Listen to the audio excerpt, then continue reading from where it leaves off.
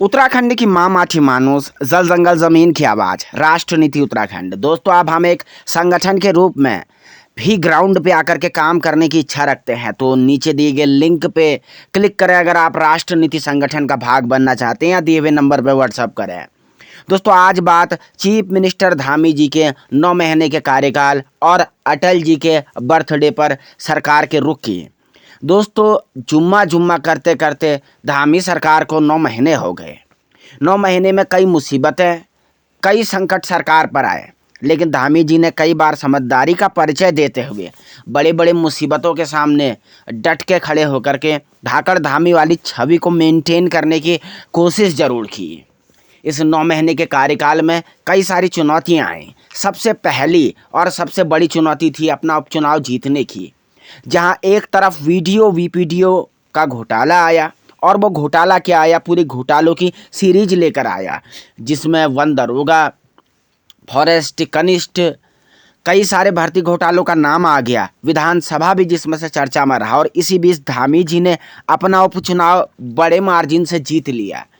इसके बाद अंकिता भंडारी हत्याकांड आया, जिसके चलते धामी सरकार की महिला सुरक्षा पॉलिसी को लेकर के कई सारे सवाल खड़े उठने लगे, क्योंकि आरोपी बीजेपी का एक नेता का बेटा था।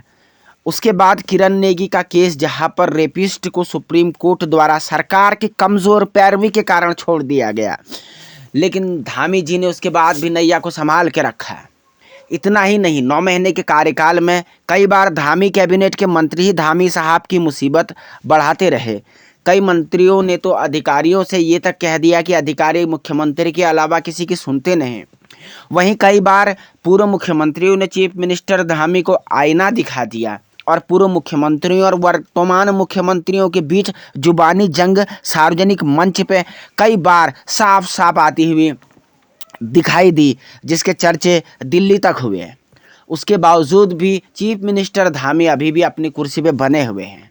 कहते हैं राजनीति में सत्ता का योग बहुत आवश्यक है, वरना बड़े बड़े सूरमा, 30 मार खान और तीरंदाज बीजेपी में बैठे हुए थे, जिनके पास राजनीतिक अनुभव था, दिग्गज छवि थी, केंद्र में काम करने की उनकी अनुभव था, लेकिन उसके बावजूद भी अमित शाह और पीएम मोदी की नज़र में आए उत्तराखंड के चीफ मिनिस्टर धामी।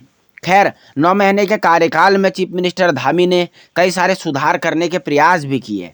कई मौक़ों पर वह लोगों को मिलते हुए नजर आए, कभी टिपरी में बैठ के चाय पीते हुए नजर आए, कभी बच्चों के साथ दौड़ लगाते हुए नजर आए। धामी जी वो कोई मौका नहीं छोड़ते जब अपने आप को आम आदमी दिखाने का मौका उन्हें मिलता रहता था।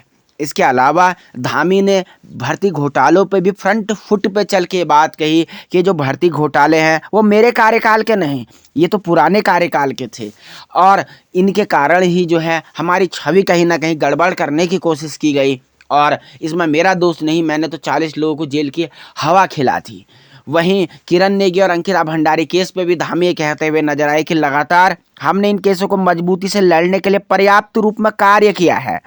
तो कहीं लोगों से मेल मिलाव की बात है, कहीं सख्त कार्रवाई की बात है, तो अपनी छवि को बचाने के लिए चीफ मिनिस्टर धामी साहब ने वो हर संभव काम किया, वो हर संभव प्रयास किया जो वो हो सकता था। लेकिन कहीं ना कहीं राज्य के युवाओं में आक्रोश तो है ही है, भले ही वो व्यक्तिगत रूप से चीफ मिनिस्टर धामी के खिलाफ हो ना हो, लेकिन पूरी सरकार के खिलाफ एकजुट आक्रोश तो है ही है। खैर, आप लोग 9 महीने के धामी के कार्यकाल को किस प्रकार से देखते हैं?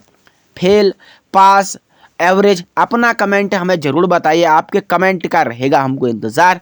चैनल पर पहली बार है तो सब्सक्राइब करें, वीडियो पसंद आने पे लाइक करें, दोस्तों के साथ शेयर भी करें, और सभी राजनीतिक हलचल के लिए देखते रहें आपका अपना राष्ट्र नीति उत्तराखंड।